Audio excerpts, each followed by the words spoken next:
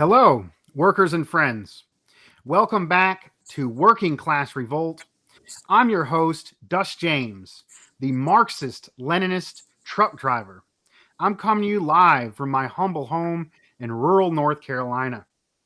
To start off the show, I have a slight message of business to address, and that is Dust James, my YouTube page, which hosts both Anti-Imperialist America and this show, Working Class Revolt, has officially reached 1,000 subscribers. I would like to thank all the fans out there for all the shares and all the support you've given us for over the last year or so. I'm thinking about maybe doing you all a favor somehow. I'm going to grant a wish. So if put either an idea for a show or a request of something that I could do or wear or say on this program in the comments live or the comments afterwards. And I'm going to pick one of those suggestions and carry out a request for y'all as a thank you for reaching the 1,000 subscriber mark. So let's get on with the show, Working Class Revolt. And I'm joined, as always, with my great co host, the Thunder from Down Under, a powerful, experienced, militant union organizer, David Fox. How are things out there in Australia? Well, we've been having some certain fun as well. We've obviously had a few, been some interesting union disputes, the situation with COVID, but otherwise I'm very well. And congratulations to reaching the 1,000K mark, Dust. That was it's certainly a good goal to reach, and hopefully the audience expands as well. Right on. So this evening we're showcasing a mini panel of our guests, respected comrades and organizers from San Angelo, Solidarity, SAS or SAS. We had David Cedillo on maybe a few weeks back, and we interviewed him as well. But now we're going to talk a little bit more. So we're very happy to be joined with us, David Cedillo. How are things out there in Texas? Looking good, looking better always. Can't complain. Right on. So new to the show, another member of San Angelo Solidarity, brother Caleb. Hey, Caleb, how are things out in Texas? Going pretty good, pretty good. Right on. So, Caleb, this is your first time here on Working Class Revolt. This is a political show, and we were wondering if you could introduce yourself to the audience. Maybe you can tell us a little bit about your background, a little bit about your politics, how you came to those positions, and how you ended up working with San Angelo Solidarity. Okay, so to start with how I got into politics, I really hadn't gotten into politics much at all until I joined this group. My only exposure to it was really school, and school doesn't really teach you properly, about a lot of things. So what brought me to this group was just seeing how they were helping people out and just lending a hand. And the part that I view the most important is how the group teaches people to rely on one another instead of just purely the government or purely higher ups, to be able to rely on each other for day-to-day needs and get through hard times. Right on. Maybe I can ask a few follow-up questions. Definitely. So you've been reading I don't have a copy. Maybe one of y'all got a copy to hold up. The City Builders Center for Political Innovation Educational Manual. You guys have been reading that, right? Yes, we have. During our meetings, we read different chapters and answer the questions and discuss the whole excerpt and everything. So, and you're from Texas, born and raised, or? Yes, sir. I'm actually just from San Angelo, born and raised. I've been here my whole life. Right on, right on. So I got a little bit of a question. You know, they got Mao and Stalin and a bunch of commies in that book. I mean, what? I mean, isn't that blasphemy? Isn't that anti-American? Like, what are you thinking? Um, I can definitely see how they get demonized, and like especially in Texas. That was definitely something I had to learn, like coming in the group, learning more about them as leaders, and like seeing what they've done. Because I feel like all you get from news media and like people down here in Texas is really just that they're like so evil and they're dictators and all this, you know. I mean, that's a big stretch. I mean, just being like, you know, apolitical in a rural place in Texas to openly, you know, being willing to study socialism and communism. That's a huge step. And it's Yeah, needed. I mean, I go feel ahead. like I definitely had a lot of the beliefs and everything already, but I wasn't too well versed or educated in actual politics and how to like label myself correctly. Mm-hmm. And what really drew me into the political side is just the fact that we're actually active in the community and we're helping out and doing stuff for the community instead of like just purely talking about it, you know. That's powerful, brother. I mean, I remember myself. I you know, grew up in a small town in North Carolina, and I was very anti-war, you know, and you know, I was somewhat anti-communist as well. I mean, I was somewhat eclectic. I was mostly anti-war, and you know, I kind of liked Che Guevara, but like in this vague kind of sense. But it wasn't really when I saw and I met communists in the anti-war movement, and I saw that they were leading, you know, the struggles there, as well as being very active in the union. And you know, they were so much better on racial politics. They treated people with respect. They're working hard for the community. I guess seeing them fight so hard and be so selfless, and fight in the community, it was seeing that, you know, that led me to become a communist. I'm putting a lot of ideas out here. Maybe Comrade Fox, if you want to respond to some of these ideas. Well, I think actually it's vitally important to put theory and practice together. Like you're saying, you're involved in the community in one form or the other. You're putting actually your words into action. I don't know if anyone else here on the screen or watching this show, but a lot of over the years where I've been involved in certain groups and that all it is all talk and no action. And it's great talking the talk, but they need to walk the walk. And I see that. And I see, you know, that those who do that actually talk and do the walk. I think it's they're the ones actually we need to listen to and learn from because they're involved at the coalface of the struggle, where other ones can just sit around in someone's lounge room or in a meeting room, someone just talk about it and criticize and everything else and saying you're not doing it right or whatever. Well, the thing is, what do they do? And I think it's really good, especially in your circumstance. I can relate to it. Australia.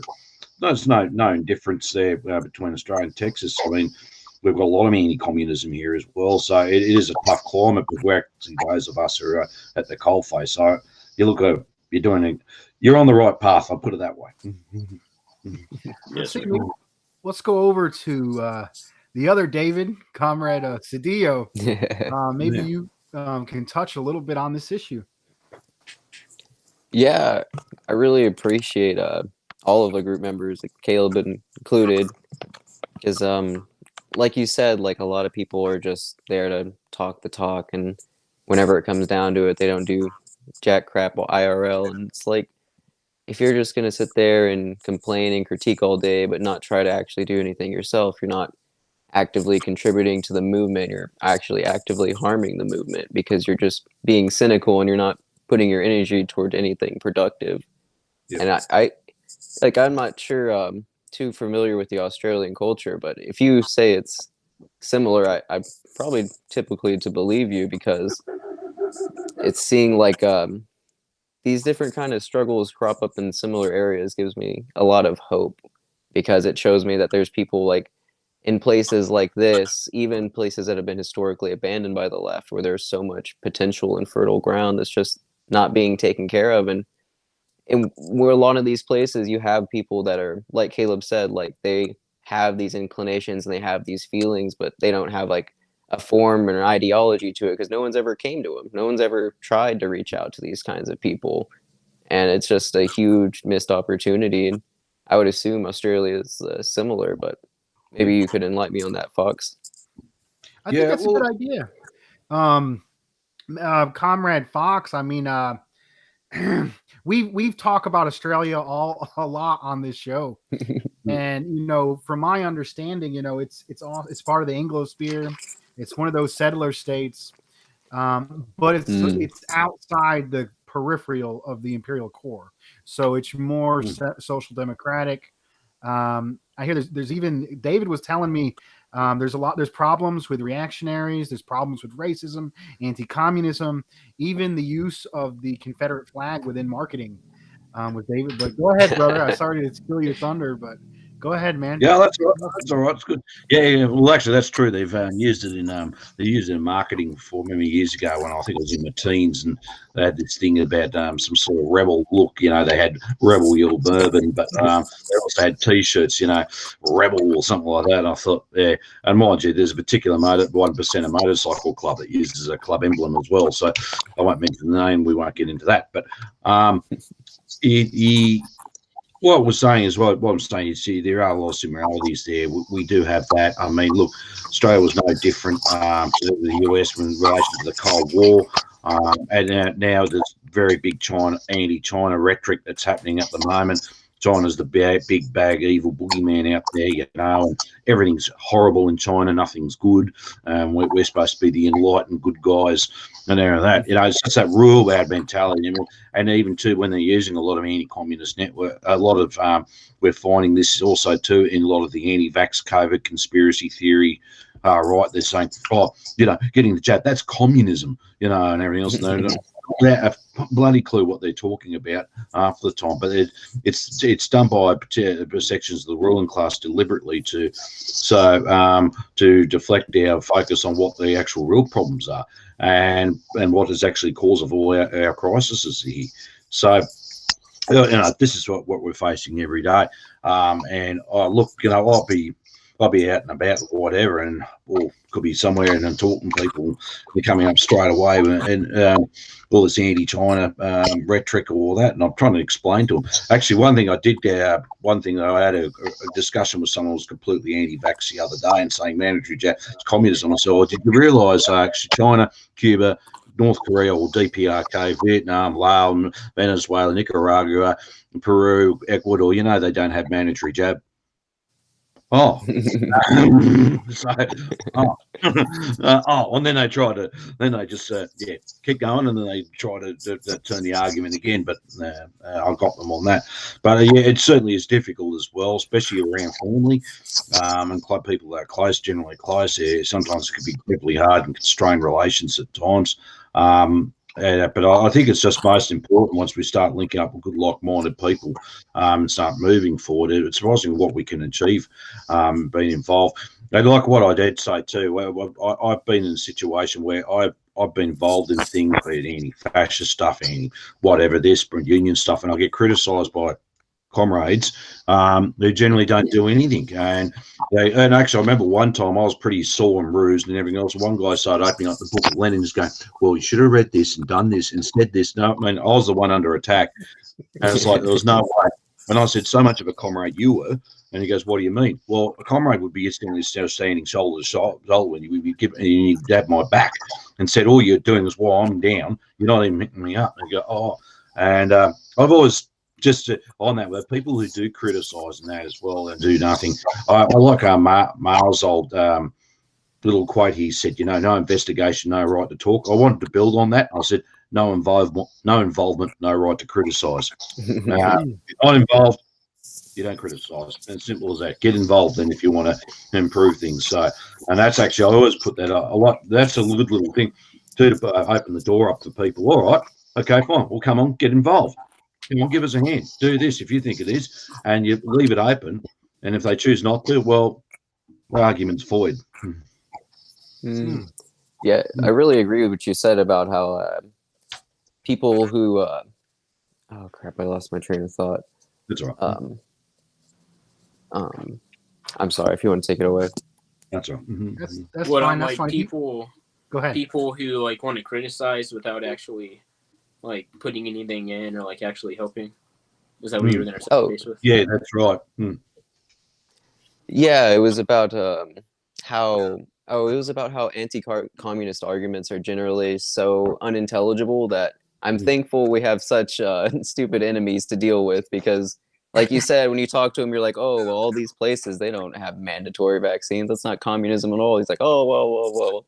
It's like their arguments are so like weak and paper thin that it's like it gives us so much room, because it's like people have never really tasseled with these ideas in a lot of the time. So it really gives us that big open lane, and where people see, I think that's where I differ with a lot of like lefty people here. They see it as like an unsurmountable mountain. Like, how are we ever going to get past all this capitalist propaganda? It's like, well, have you tried talking to them? It's like, if you tried going directly to them and like going with facts and being real with them, not calling them a racist, a bigot, and all this, you're this and this and this, like, people are just going to shut down to that. Like, you need to actually sit there and talk to them, and like you said, like, just show them the facts and be like, this is not happening here, this isn't happening here. Like, it's really a lot easier than a lot of people make it out to be. Yep. Very powerful. So let's get into the meat of it.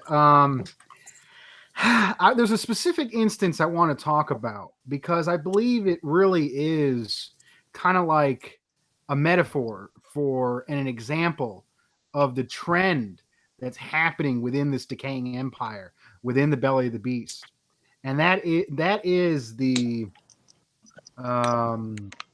failure of the Texas power grid.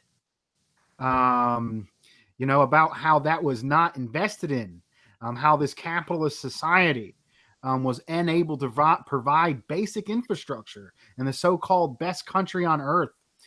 Maybe we can start with David. Maybe you can, Cedillo, maybe you could tell us a little bit more about that situation.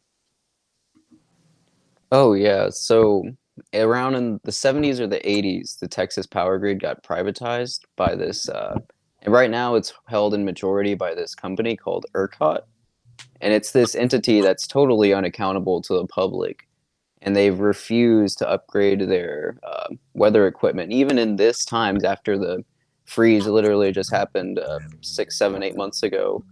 And how this next winter is projected to be even worse, if not the same as the exact winter that shut everything down. So we're already, as a group, we're preparing for another shutdown, because we have absolutely no faith that the Texas power grid is going to be something that's viable. Like, it's like a freaking cardboard box and a bunch of glue stuck together in some warehouse. Like, it's a complete shamble. It's a complete mess. I remember driving around town whenever all of the things were out, and everywhere, just houses upon houses, blocks and blocks and blocks, just nothing.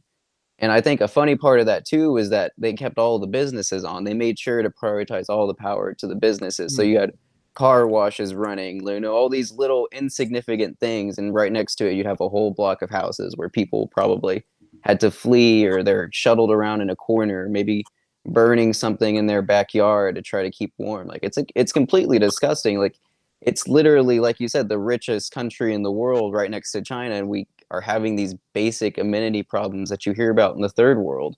You don't hear about these things in rich Western countries, but no, capitalism creates these sort of things. Like, how do you have such disaster among such plenty? Like, it's so irrational. And I think that when we talk about the anarchy of production here, like in SAS especially, it really goes back to that, because we have so much nice Ford Raptors, and we have all these nice huge buildings and nice beautiful structures and nice beautiful homes, but everything under the ground, everything that really matters, all the roads, all the bridges, all the electrical lines, all the generators, all the water systems, it's just complete trash. It's all crumbling.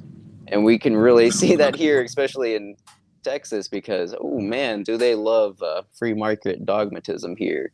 So anything that can just spread more free market selling off of all the public resources, all the Republicans are like gung-ho, and the Democrats aren't any help either. I mean, they'll probably feign opposition and then vote for him anyways, like they usually do. So there's really no hope to be found in either of those two parties here. And it's really nice to be able to be around people who actually are clear of that and like have an open mind of moving past that, because especially as conditions get worse and worse, like crisis by crisis, people are so much more willing to hear about these things and talk about these things, because it's not some ideal you read in a book or something that you went through for a few years ago. It's something that knocked out your entire house's livelihood. It's something that made you move your whole family across town and worry about, is my equipment going to be okay? Is my whole roof going to cave in because it's frozen? There's ice on top. Like it's just getting more real and real every day. And I think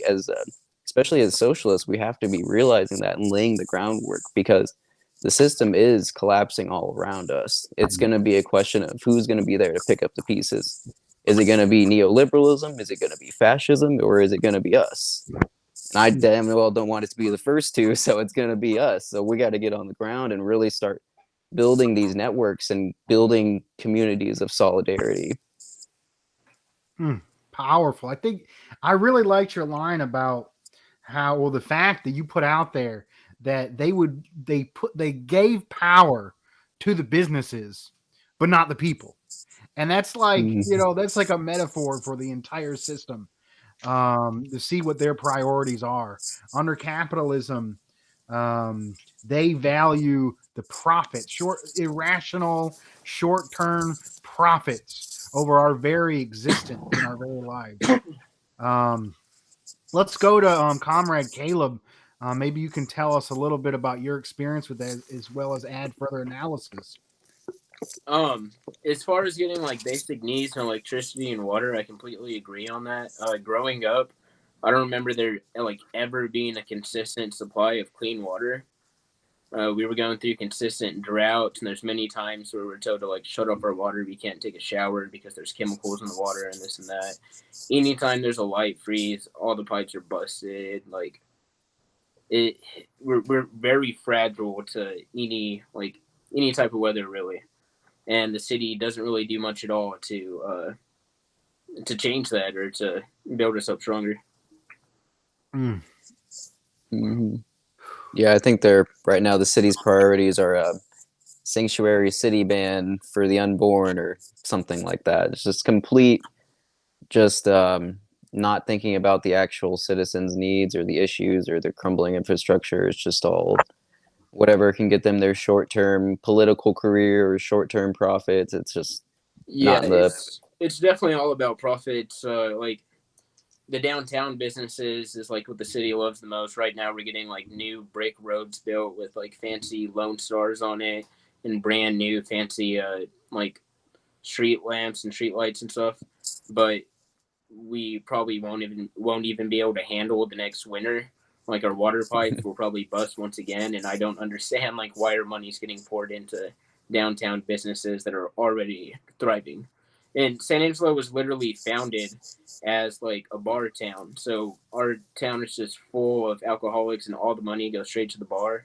Whenever COVID hit, no one really protested against anything, except whenever the bars closed down, and there were people storming downtown with signs like "Open the bars back up" and all this. So the majority of San Angelo and Texas like really doesn't have their mind on the right things, the right important things to fix. Mm-hmm. See, Comrade David Fox, maybe you can add a little more analysis. Well, it's actually Australia is no different there about privatisation. That's always been a big issue for the last 40 years. When they privatised a lot of the power, they sold to the public to say we'll get a lot more efficient, cheap power and all that. Well, in fact, what happened? Electricity bills kept rising and rising and rising over the year, and then we had an aging power grid as well. And of course, especially in summer, we too get really intense summers. They're legendary on a worldwide scale. And of course, if your air conditioning breaks down, obviously the conditions of your home become quite unbearable. Especially, and I'm saying heat waves, not I'll use Celsius. I forget what they call them, Fahrenheit, but like they're up to above 38 degrees Celsius or higher, up to 45, and it lasts day after day after day after day. It plays a lot on your health. Your physical health, obviously extreme heat, and you need that air conditioning. And the amount of people have had power blackouts, aging infrastructure, basically can't handle it. And now we've got an issue too with it. We're building renewable energy, which is good. Wind power and solar and that. But the thing is, the current grid couldn't handle it. They have to build up completely new grids again, but it'll all once again be privately operated. When the respective state governments over the years downgraded, you look at everything. You have aging power stations which will need to be decommissioned and closed down. Some are at the point of falling apart. I mean, they're big polluters anyway. We won't go into that at the moment. But it's everything else. You look at some of the infrastructure we've used, and I think, geez, we've just gone backward, really. I mean, I suppose I can't really compare Australia to Texas. And people freezing to death. I mean, that was just completely unheard of to us, and that was shocking as well. But including our water utilities as well, they pushed to completely have it all privatised. And what gets me is we go through a lot of intense droughts too, and they tell people, all right, cut down and limit your shower, limit your water use. Don't water your garden at particular times of day, or maybe once a week or something. But the thing is, they allow big agribusiness, such as I think Monsanto's the big. I'm talking about the big multinational agribusiness to store up water and not allow natural water to be in the rivers, and allow the small scale farmer, the mum and dad farm or anything like that to continue. They're the ones who go bust, but the big agribusiness hoards all that water to fund their own industries. And of course, Australia had a lot of dry climate compared to some other continents around the world. But then the fact is, we're talking about water management. There's no water management. It's capitalist management of water. So they'll prioritise big agribusiness, other big industries are so water intensive use, and same with the power side of things as well. Look, it's the working class, the poor people, everyone else will suffer as long as we keep the industry going for whatever reason, and everyone suffers. As well, so that's, you can just see the whole thing of privatisation is just basically hoard it. But when it comes to a crisis, where to make sure the capitalist class is okay, everyone else can suffer. There's the old saying, go and eat cake. I completely agree with that, man. And we saw that especially bright whenever the water crisis hit our town, because as soon as it happened, they made it clear that we will not name whoever is responsible for this, and we promise to protect this upstanding member of the business community. Like, all this complete nonsense. It's like, if me or you, some random Joe, we poison the water supply of a town of 100,000 people, we probably go to jail, accident or not. But just because there's some capitalist entity that's inside of the honorable business community, they get off scot-free. They can basically do whatever they want. I'm sure they're probably not even going to pay a fine. And if they do, it's never going to be publicized. People aren't going to know why this happened. And it was like when the water crisis hit our town, it was a complete disaster. Like, you couldn't even boil the water to use because the chemicals in it were like industrial solvents that stayed in there and actually became more volatile if you boiled them. So it was just complete disaster. I'm sorry, go on. Yeah. I was just going to say, it's interesting when they're taking corporations to court, because a lot of times, I don't know I suppose it happens in the US, it happens anywhere, including here, but there's a lot of cases where they settle out of court, and they call it an undisclosed amount. And that way, it's just like, all right, we'll settle out of court. Here's an undisclosed amount. It is X amount of money. But then the lawyers, whoever taken the gun, might say, all right, we'll take it. And then they sign all the deeds of release and everything else, so nothing's ever talked about ever again. And basically, it might be a substantial sum, especially for people like ourselves. But for the corporations, it's only a mere drop in the water. In the ocean, I mean, a mere drop in the ocean, sorry. And yeah, so it just shows you all that. And they keep continuing what they've been doing. Oh, well, we might just have to go and do a little investigation. We'll find someone to be the fall guy. Yep, we'll pay them out, get rid of them, and keep continuing what they're doing. And unfortunately, the people who might have taken the court can't actually disclose the information of how much they paid out, what they were trying to do. Everything else, it was all hushed up after that. Very powerful. I think there's a saying, I'm not sure it goes for, but when the violation of a law is a fee. It's only a law for the workers. It's only a law for the poor. Maybe we can get a little bit clearer outline of, so there was, you guys had problems with power outage as well as a poisoning of the water. Maybe if we can hear from Caleb, maybe you can give us a little bit about which one happened first and how they interacted with each other, maybe some of the work that you guys have been doing on the ground around these issues. Didn't the poisoning happen after the freeze? Yeah, the poisoning happened February 9th. It started to come out, and then the freeze happened like February 15th or 16th. So the water crisis was still ongoing, and then the freeze hit. So it was like this 2 weeks of just, yeah, it was pretty brutal in our town. There was literally obviously no water through the plumbing, but all the stores had gotten bought out. You could not get gallons of water or bottled water anywhere at all.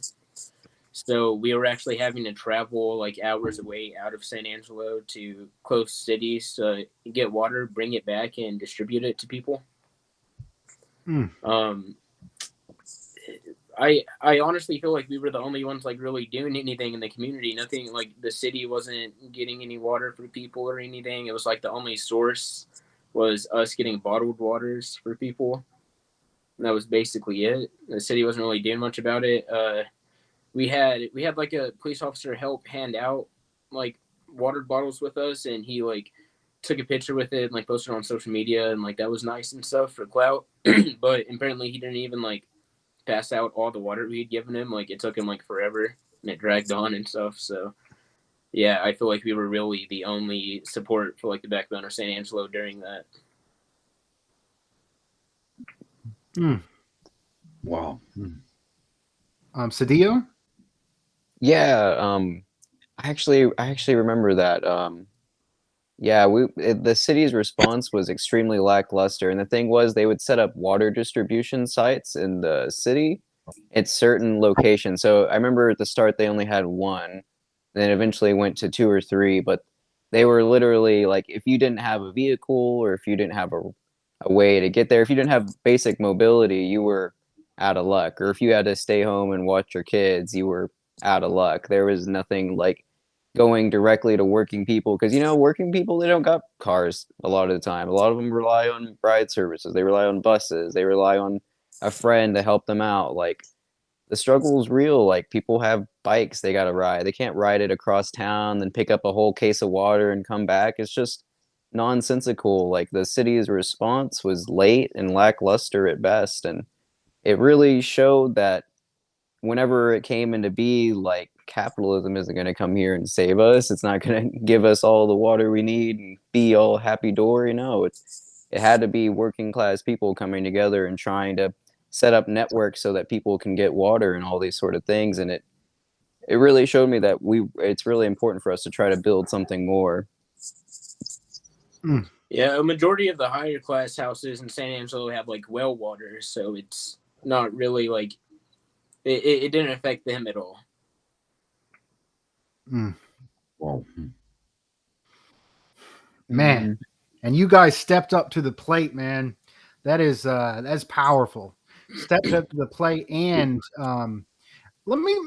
so you did a lot of outreach and a lot of like mutual aid, or as the Panthers would say, survival pending revolution. Maybe you could talk a bit about, so what kind of conversations did you have with the community? Was there any luck in talking about, revolutionary politics? Yeah, I think the way we were trying to get into it was that was our first real demonstration we'd had, and we'd only been a group for about a month. And we were really kind of easing into it. We didn't really know how to go about it and do directly outreaches. I mean, the idea to go out and give water to all these people was kind of a very spur of the moment thing in a sense. Well, Caleb Maupin puts it the best. I think he says politics is all about timing. You have to seize the moment. And so it was really the water crisis happened, and we said, what are we going to do? You know, we read all this stuff, but now it's time to do something.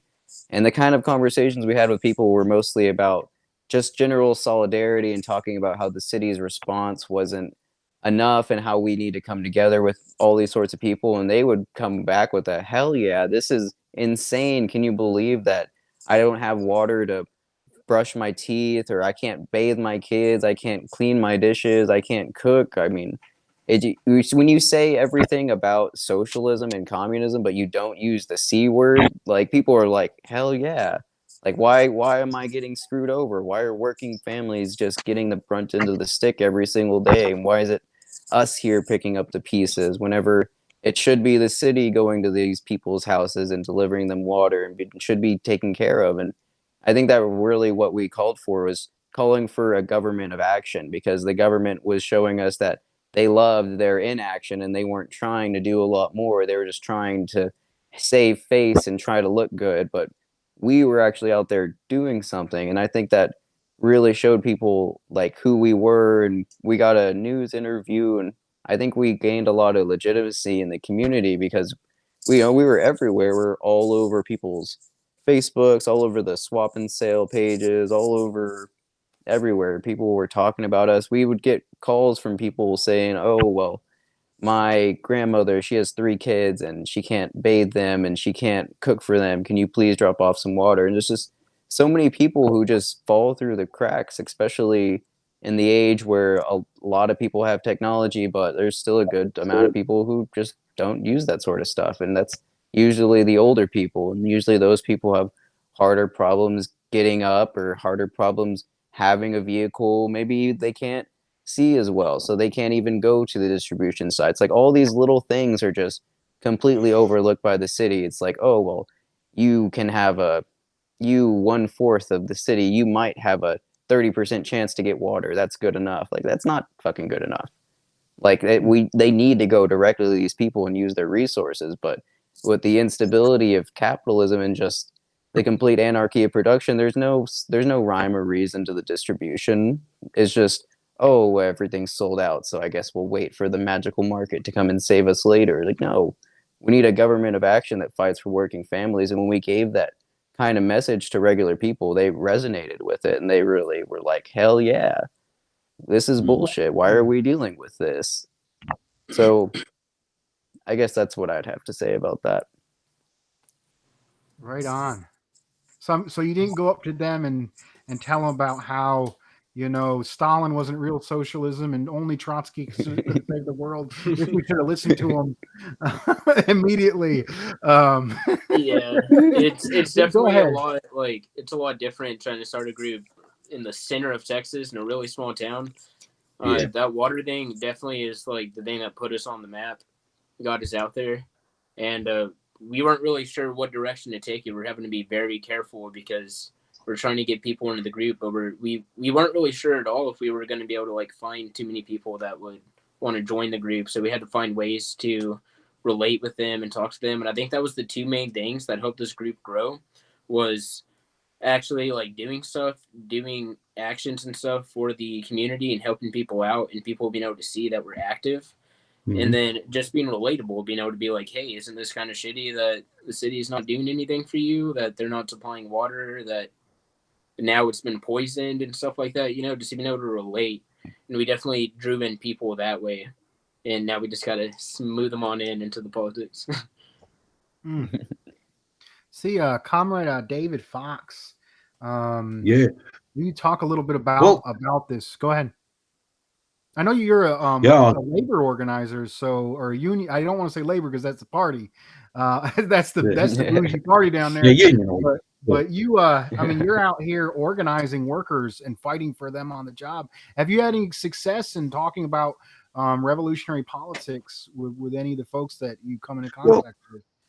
Well, I was listening to Caleb and David speak without that, and I was just nodding my head. And I think I totally agree. It's good. You have to be able to relate to people and build the relations. Well, there's the golden rule for organising, or the 101 for organising, is build the relations. with people, and you've got to relate to them if people are concerned about. And it's vitally important, and it's good to see that. This is the stuff I love talking about, organising, because I was listening once to Black Agenda Report. I forget the presentator who passed away 2 months ago, but he made yes, yeah, that's the one. And he made a very interesting point. We have to operate under the current material conditions we live under. We've got no choice. That's it. That's what we live under, and we have to need to then find it, and then we operate accordingly with those conditions to try and improve and change things. Now, and if we can't, and I'd like to point out, if I think it was Caleb pointed out, I mean, if you walk in there talking about Trotsky versus Stalin and vice versa, and and people will just go, well, who are these weirdos? You won't be able to relate. But if you actually go in with their issues, hey, this situation sucks.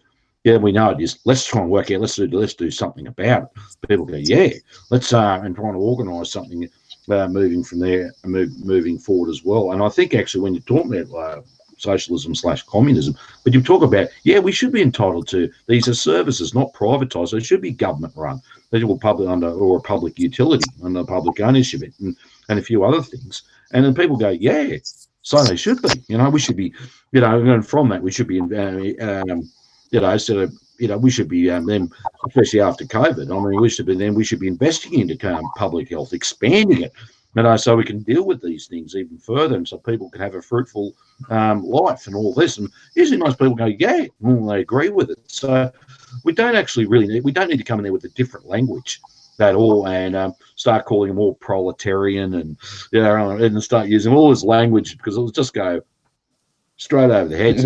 Yeah, it's either going to go over their head or scare them away. Yeah, right away. And who are those people? And that's it. Started right off on the wrong foot there. Will mistakes be made? Of course they will. We all make mistakes one way or the other. But the difference between us and a lot of other people, we learn trying to improve and there as well. But I mean, this is a really good discussion about this, because obviously this is an everyday reality affecting working class, poor people as well. Electricity, water, and God knows other utilities as well out there. This affects them every day. So this is the common thing, the bread and butter, what we're talking about. And I don't know about anyone else. I can't speak for anyone else, but every time I've been involved in all sorts of issues and stuff, but people want to come in, we've got to have to do this. I said, hang on, let's find out. Let's deal with the bread and butter first. If we want to have a working class that's anti-imperialist, pro-socialist and all, etc. Well, let's start with the bread and butter first, eh? And they want to, instead, you can't just put the cart before the horse. We've got to do it the other way around. And I think that's a big thing I've been seeing a lot of people over the years. But this is a great discussion, and you've actually emphasised it very, very importantly. How we can do some basic 101s in organising, and that's one, building the relations, but relating to people as well, and and addressing their concerns. And also then helping to, and with them included, developing a way forward. Very powerful. I think I have this one experience that kind of relates. I remember I went down to protest the Democratic National Convention here in Charlotte. This was maybe 2012, and we were both we were in the protest outside of it, as well as the labor demonstration. And it was interesting, the protest outside of it, it was mostly people who were educated and understood, a lot of revolutionaries and positive people. And, they kind of blocked us off. There was, there was cops lining the street for miles. They didn't want us to have any interaction with the people, the delegates or the townspeople. So they kind of herded us off. And then, I remember organizing with the labor groups, and a lot of the labor groups there were actually pro-Democrats, and they were being funded by them and put out by them, and it was our job to, we were handing out flyers from kind of like a maverick coalition of labor groups that was criticizing the Democrats. And so that's a hard sell going into that, and I remember if we come off, we just put out our frustration, just put up like our lives aren't getting any better. We're not seeing these policies affect us. And we were able to reach some people that were mobilized there by the Democrats and got them thinking. We even went into the Democratic National Convention itself. And a lot of these, unions and community groups, bust in working people. And we went right to the working people and showed our frustration with the system. And then they were open to, on a material level, thinking about, what are the issues they face. When you serve the people, the name of the show today is From the Masses to the Masses, which is a Mao quote. And we talked about, the real economic struggles of people day to day, we could then even use that to dispel the larger political system of the imperialist duopoly. I know I put out a lot there. I see Caleb's kind of shaking his head. Maybe you can bring out some more ideas on the issue and how this relates to struggles down there in San Angelo. Definitely. Something that we're trying to do soon is we're getting books shipped to us that they're socialist, but they have like a Christian aspect to it. Isn't it? Jesus was a socialist. Is that the name of it? Yeah, Yes. there it is right there. That. I think that is going to do great in this small town in Texas because everyone here is heavily religious. You don't walk into anybody's house without there being a whole wall dedicated to just hanging crosses, and everyone here in Texas is very, very, very heavily religious. And a lot of us in the group are not, but I mean we don't bastard all, and we think that would be a great way to try to get more people to like gain interest and join the group. See, so Comrade definitely. Go ahead.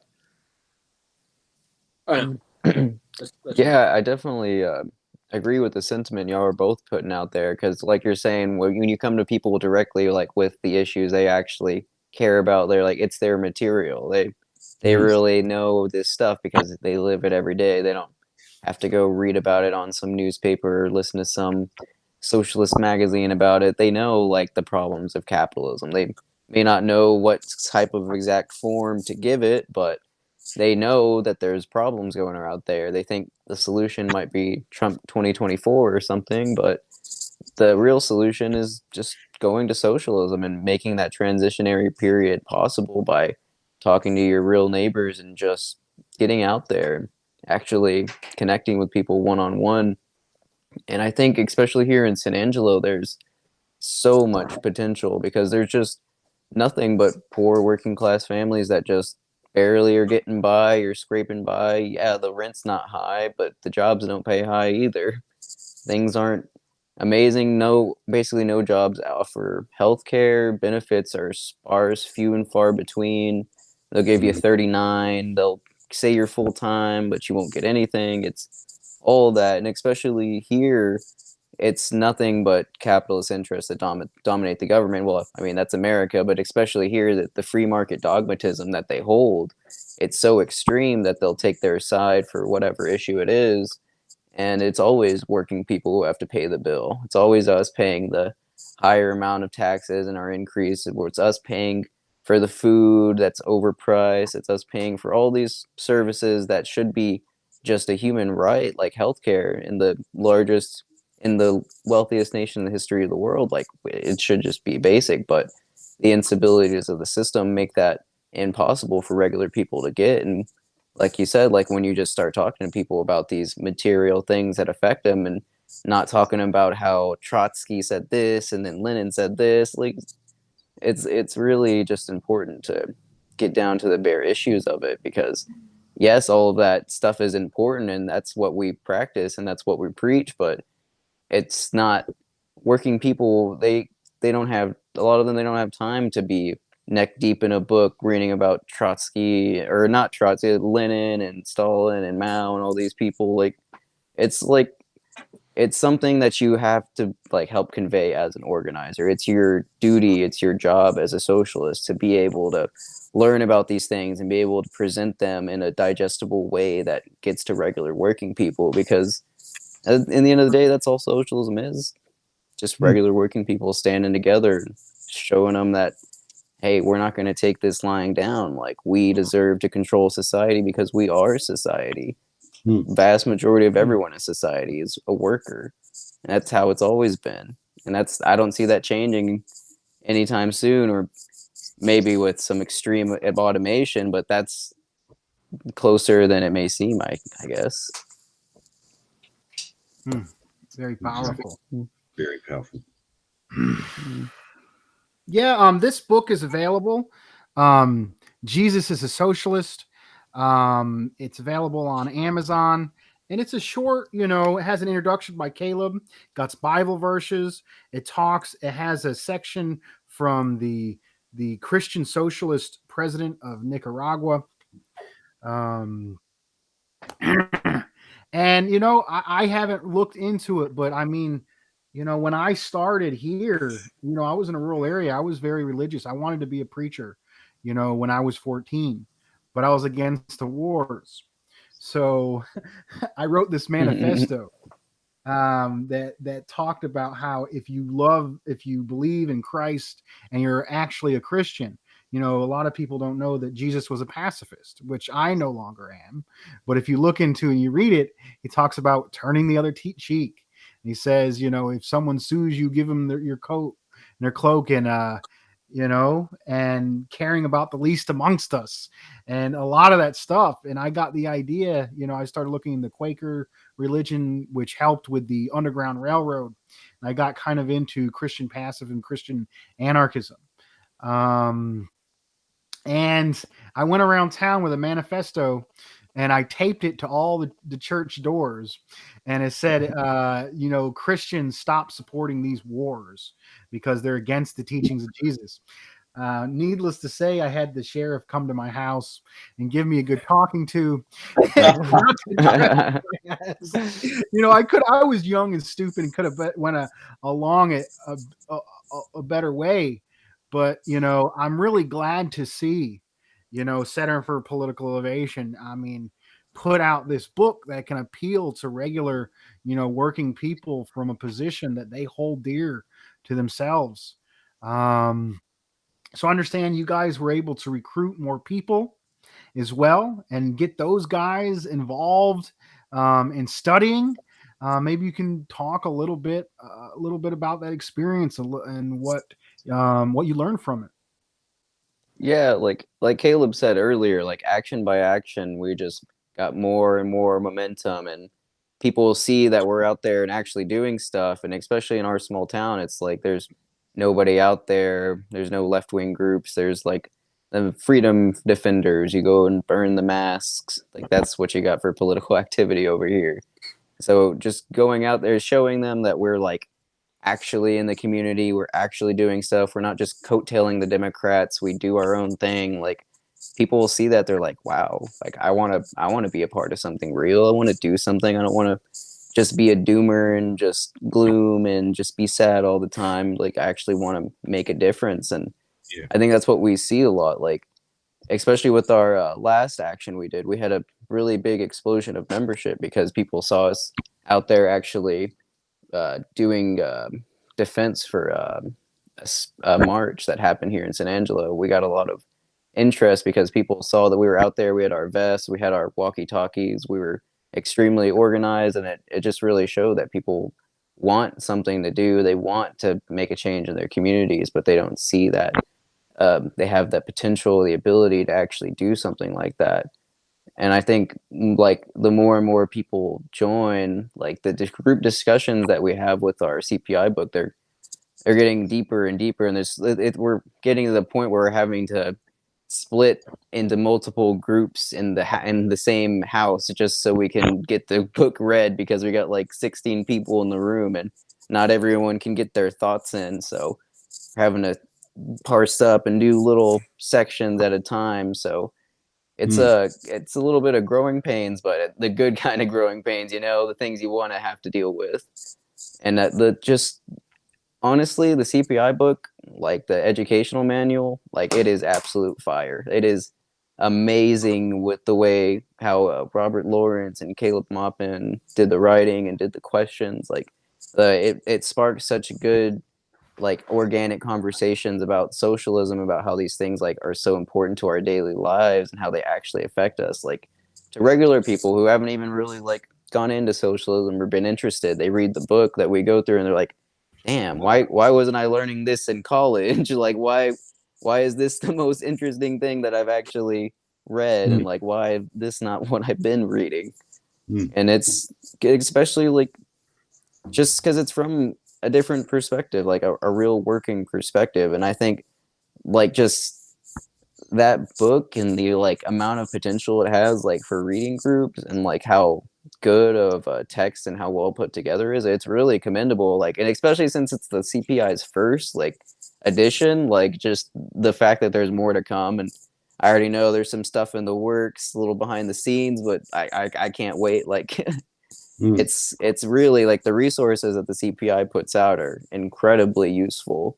Like and it's really universal. Like you can take it to anywhere in the United States or maybe even over there in Australia and just read it and host study groups, and it just flows. Like it's really important that these materials are made, and I think that's a really big gap that the CPI is filling, because it's necessary and people want to read this stuff. And I think I heard this on Caleb's live once, or how intellectualist trots will say, oh, colored people don't want to read that stuff, that's boring, they want to talk about the issues, man. It's like, no, like our group is like mostly colored people. Like we want to learn about the issues, we care deeply about this stuff, we care deeply about finding out why things are the way they are. Like, and it's really reductive to think that people don't want to read these things or don't want to learn these things, because people are hungry for knowledge, especially whenever it's knowledge against the system that's been screwing them over their whole lives.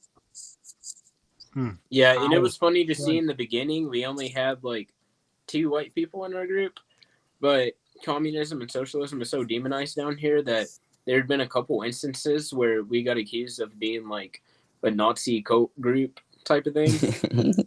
And we're like literally like all colored. There's just like 2 white people, and it's just like it's so demonized and hated, so we definitely have to go at it with a more subtle approach, you know. Yeah Actually, just information with the We Are City Builders study guide, where it was every fortnight, myself and a comrade of mine, Helen Woolley, and also Nate Pano's jumped on now, or Nate from Sydney's otherwise known as Caleb. So jumped on. We've been using it. We went through the whole book from the start of it right through. It was really good. I mean, there were probably 2 or 3 questions that weren't so much pertaining for us here in Australia, but it was still raised an interesting discussion, and we'll try to think about things, but we certainly related to it. We do adapt it to a lot of our conditions here for Australia as well. I think it's a great thing the CPI is doing. For those of you in the know, we're in the process of developing something similar here. It won't be called CPI, probably something else, but it doesn't matter what it's called, as long as the purpose is still and the goal is still the same. And we want to build on that, because we talk about the importance of going out community organising, like you comrades have done, union organising as well, and bringing it all together as one. It's not separate from each other, and I think that's quite important. And talking the talk, walking the walk, as we actually we should call it. That's what we should call it from now on: talk the talk and walk the walk. Yeah, and yeah. So, and I think it's you guys have demonstrated that as well, and I think we've all of us 4 have demonstrated the importance of doing this.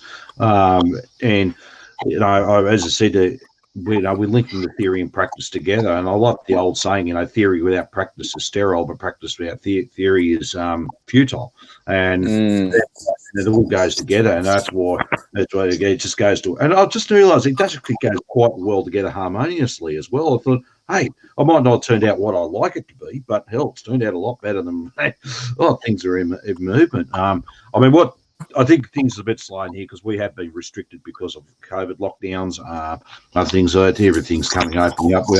There's some of us are talking here, even in Bendigo, we want to actually get out and start doing stuff again, and they're out there reaching, because we're going to have a lot of work to do. But the other thought too, I want to raise that I've got to work out how we're going to get some copies of that Jesus Socialist. But one thing, a big powerful lesson I learned, this is out of my own experience. I mean, I couldn't stand religion for a very long time.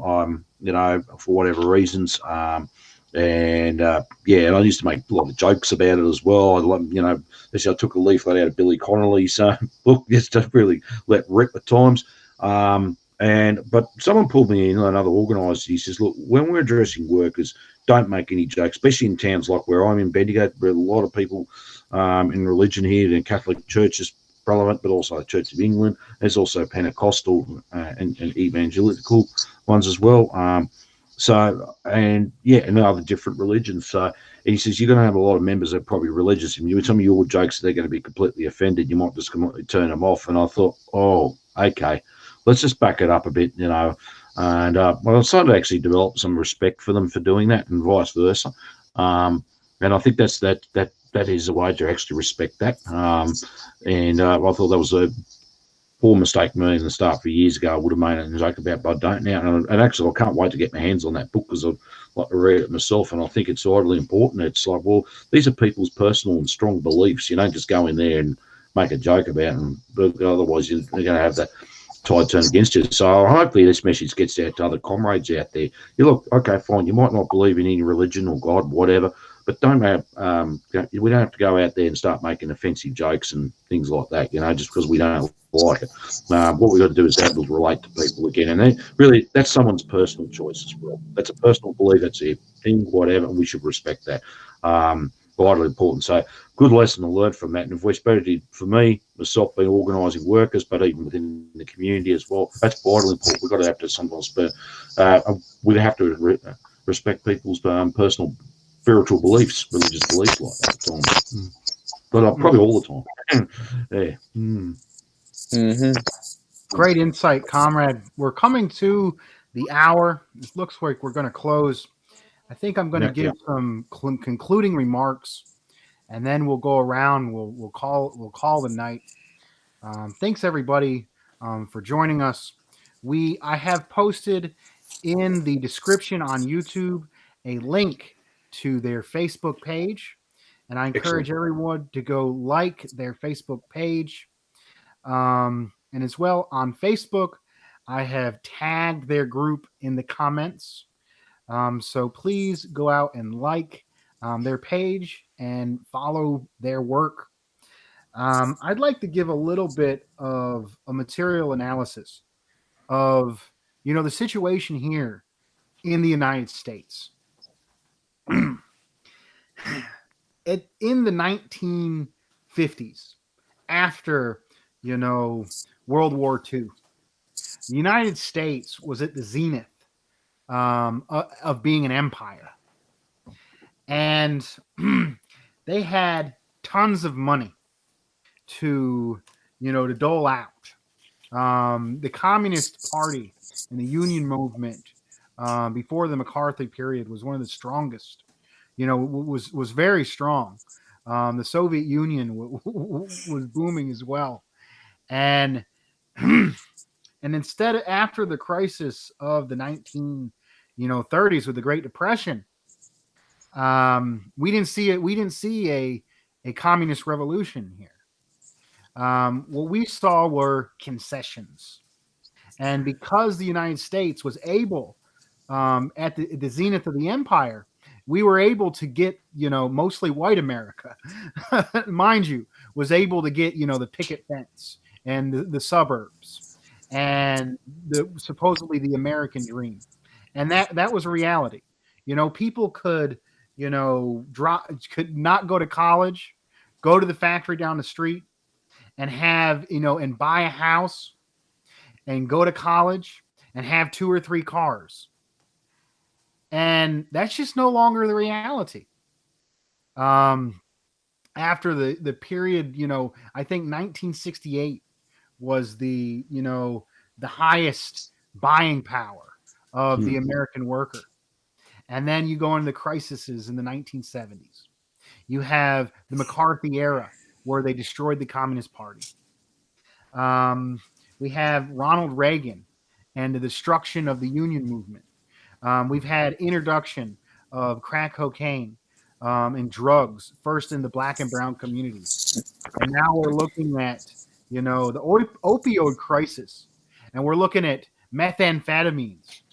The same way they kept, China down for so long with the opioid war, with the, you know, the opium wars, where they force drugs. They're doing it now. What they have done to oppressed nations. We're seeing them as the system falls. The monopoly capitalists are doing what they've done to oppressed nations right here in the United States. Infrastructure is falling. Workers they can no longer afford to buy off the working class. The white picket fence is gone. I've seen the recession, 2 recessions in my lifetime. And each time I've seen the conditions get worse. I've seen the 2008 recession. Brother Cedillo talked about his dad, working so hard and losing his job, and the hopelessness of it. And people are looking for answers. And I think, we can't just sit around on the internet and criticize everybody who's doing anything. We've got to get out there and we got to do something, and we got to change our message. The new left, which was mostly, in the 1930s and 40s, there was a working class Marxist movement, back before the growth of the labor aristocracy. There was a mass working class Marxist left that fought. Everything we still have to this day. You talk about unemployment insurance, talk about this stuff. We got, because of the communist movement here, fought for that. And then with the, they, the height of the labor aristocracy, they destroyed the unions, they destroyed our movement. We're getting less and less and less. And the new left, was mostly in the universities and academia, and they kind of forgot about the people. They didn't want to talk about the people. They don't even want to get out to the people. They're stuck in this, they're stuck around the universities. They're stuck in their protest caves. They've given up on the people. They think that all working people are a bunch of racists and reactionaries and sexists, and they don't even want to talk to the people no more. But what I'm seeing here now, with these very inspiring young folks down in Texas, and throughout the country, throughout the world, throughout internationally, is we're seeing a resurgence of a working class Marxist movement. And, it's absolutely beautiful. It's coming into contact, it's coming into conflict with the old left, the old pessimist, give up on the people, old left. I know I put a lot down there, a lot out there. Maybe we can just talk about, what I said. We'll start with Comrade Cedillo.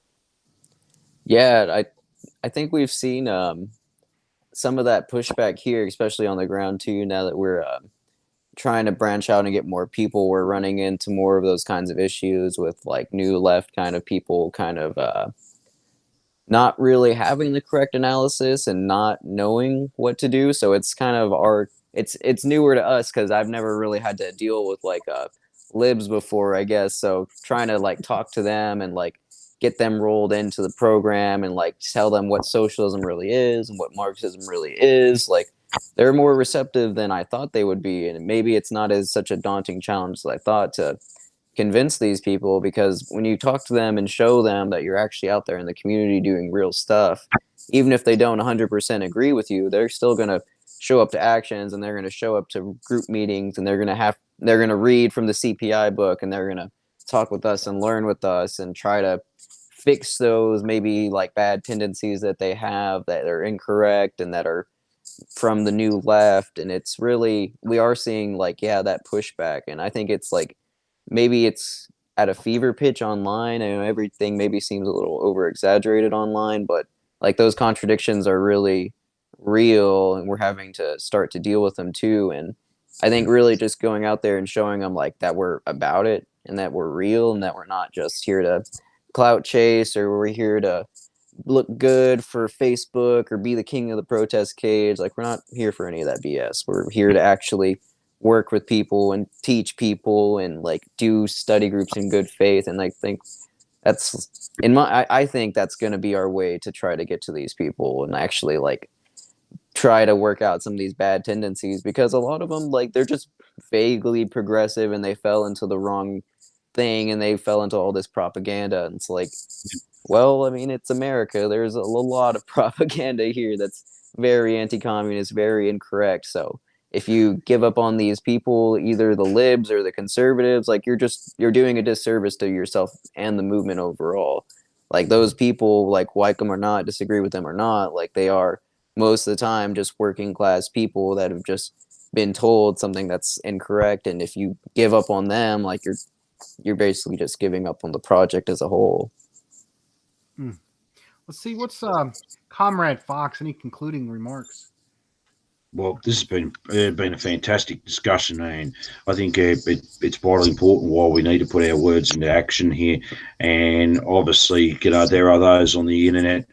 Look, don't be afraid of those who just stay behind the keyboard and criticise. I'm not going to look. The argument's not going to be one on Facebook or Twitter, or that's not where the fight's going to be. The fight's going to be out there amongst our communities, in the factory, the construction site, the streets, etc. That's where the real fight and struggle is going to be, and I think that's where we need to be. Sure, I mean, social media is a great way to communicate to and organise, and that's where we should leave it. But the idea is not to be an armchair activist and sit there and criticise and labelling us, giving us all these sub-labels and saying, well, and everything else, and saying we're doing everything wrong. Because I guarantee that, just a message out to those who do it. Well, look, put it this way: stop wasting our time. We're not even interested in engaging with you anymore. We're interested in engaging with the people, everyday, ordinary, working people. That's who we're interested in, and that's what we're doing. And we're, by all means, feel free to come and give us a hand and be constructive. Otherwise, oh wait, I won't say, I won't swear. I don't want to say to them. So look, certainly it's great to know that there's other people around the world. And look, we've got a lot of issues here. We've got people who are going to be losing their homes as well. I like the idea. Australia's conditions weren't so dissimilar in the sense where all those years ago, the 50s and 60s, we actually reached full employment in 1968. You could basically walk from, you didn't walk one place, you walked to the next door to the next place and worked, and it was high unionisation, the whole lot. And you had a quarter-acre block house on it. It was security, and we don't have that anymore. That's all gone by the wayside. And obviously we've got a lot of people who are living in housing commission, substandard housing commission. We've got an Indigenous population that's been living in very substandard conditions as well. A lot of people are suffering out there, and I think it's one way of working. But what's empowering about these shows, we can give examples. This is what this group's doing. This is what you can do, and start engaging ordinary people. And so we've certainly got a lot of work to do here in Australia as well, no doubt. You guys have got your hands full there in St. Angelo, but I think at the end of the day, we'll put it this way: it's never a dull moment. But I think we're definitely on the right path. It's going to take. Sometimes it feels like it takes forever. I don't think, are we ever going to achieve anything? It doesn't feel like it, but I think sometimes take a little bit of a step back, have a look, assess. Okay, and this is what we do to keep moving forward. So I think, no, you're doing a fantastic job, and it's good. And it was great to hear from you. Let's see, brother Caleb, if you want to give us the last word. Yeah, I mean, it's been great doing this and being able to talk about our group. It's really nice to get insight from y'all too, and advice, opinions on it. It's definitely valuable. Mm-hmm. Right on. So I think that's going to do it for the night. We're going to end it with a chant. I'm going to say out of the movement, and I want you guys to say to the masses. Here we go. Yep. Out of the movement. To the masses. To the masses. Out of the movement. To the masses. To the masses. Thank you, everyone. Thank you. Yeah, thank you.